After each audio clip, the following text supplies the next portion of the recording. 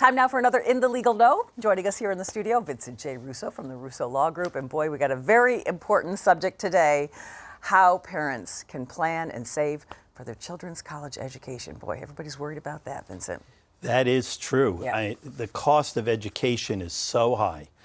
And coming off this pandemic, you know, the world was turned upside down for college students and even thinking about college and whether it pays to go to private school, out of state, for example. So let's start with the costs, because the costs are important for us to see. So let's pick that up.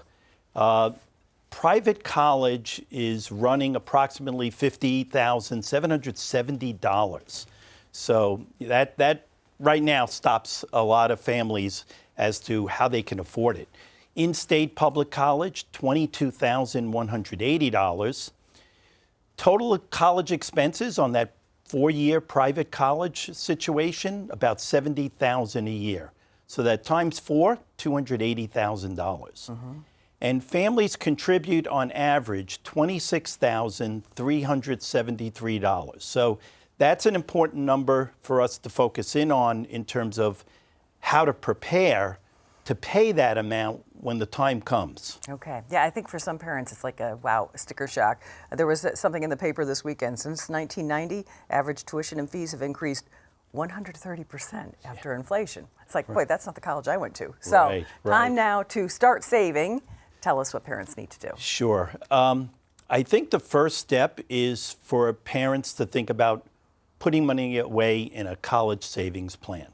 That's a 529 college savings plan. 529 because the Internal Revenue Code section is 529. Okay. And it's an opportunity for parents to put money into an account so they know that they're putting money aside for that college education fund that they need.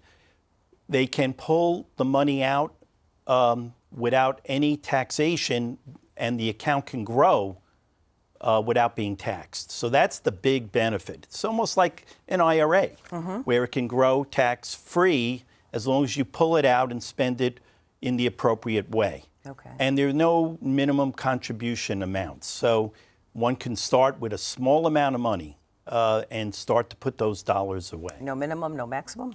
Well, all right. Now we get a little more technical. Okay. So on the maximum side, the account depends on the plan that you choose. So there are different types of plans. Why don't we go back and I'll circle back to that question. Okay, because you're going to do that more with us, right? The 529s. Talk about the two different plans. Right. Okay. Yeah, so there are two different ones. There's the 529 Tax Advantage Plan, and that's the common one everybody's very familiar with.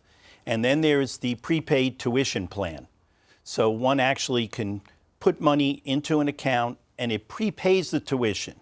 So whatever the cost of that tuition is today, those dollars equal that amount of payment for tuition later on. So the concept is as the account will grow and costs will go up, but it'll all balance out.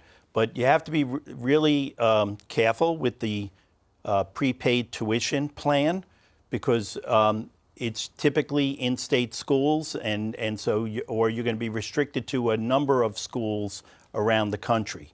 With the 529 Tax Advantage Plan, that's very broad.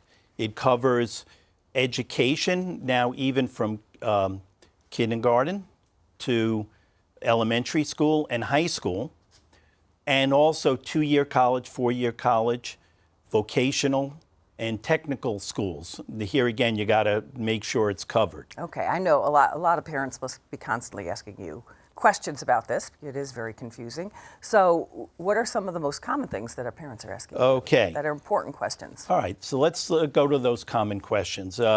Which states offer a 529 college savings plan? The answer is every state except Wyoming. Why? I have no idea, but we're here in New York and we do have our own plan here in New York. Can I invest in 529 plans outside of my state? And the answer is yes. So, for example, if I'm a New York resident, I can invest in the New York 529 direct plan. college savings plan, but I also could put money in a savings plan that was created by another state. But now we have to be careful because there are certain benefits the states will offer if you use a plan in the state that you reside. So, and some states give coverage to other states, and it'll vary all over the country. So it really gets confusing. So the step here would be, do I want to invest in the plan that's available to me in the state I reside? If I want to think about other plans to compare them and see if I'm better off in another plan, then you have to start looking into what are the benefits of and the differences between the state you're in versus the state that you might put your money in. So do some research there for sure. Yes. Okay. Yes, it gets complicated. So for example, in New York, if you're a resident of New York and you are in the New York plan, the contributions into the plan can be deducted on your state income tax return up to $5,000 or $10,000 if you're married. But if you put the money in a plan outside the state, then you lose the ability to take that deduction. So you got to pay attention to the differences once you go outside of your own state. Okay. We're almost out of time. So what would you say is one of the most important things parents Well, are asking you? I think the important thing is when do I start? The answer is right away. Okay. All right, because you and I know we have children, and all of a sudden they were in college. Okay. And so right away, look at the plan that's being offered in your state in particular. Start to put money away. You get some tax advantage, perhaps in the state income tax return.